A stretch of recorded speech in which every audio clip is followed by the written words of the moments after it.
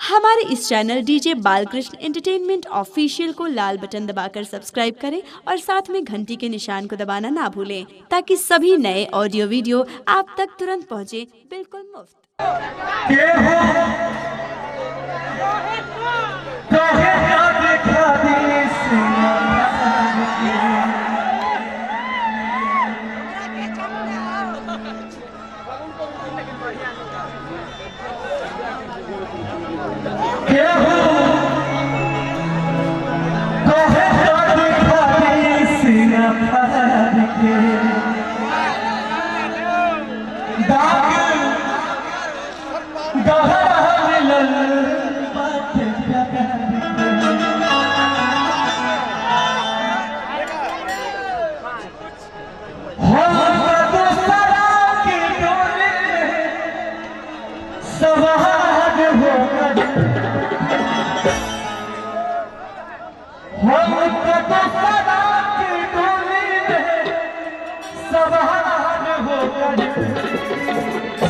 हमारा तोरे जाना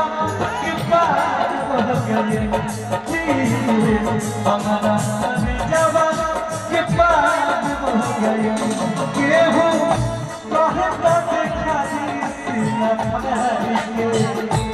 जाके कहां मिलन बात जाने के उसको सरा के डोले में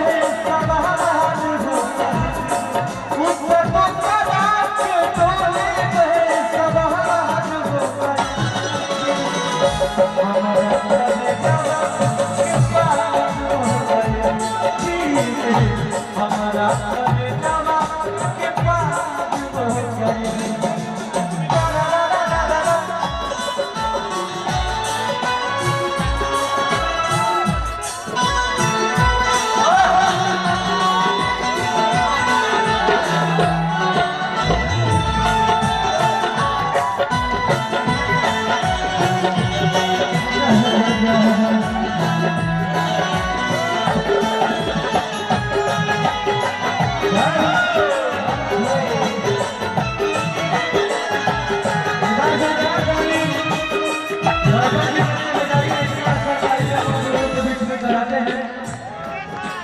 भैया हमारा तो पतो न रहे कि प्यार होगा प्यार कैसे सीखले बताओ भाई मीठे बतिया बतिया हमसे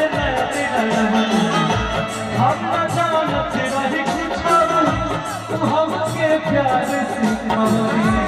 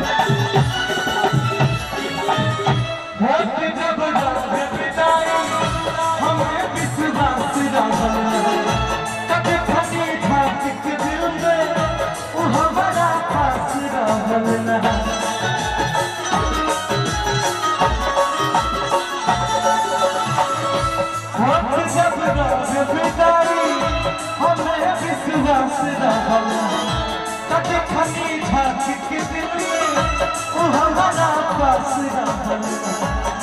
छोड़ी सुगना पिंगारा फरार हो गई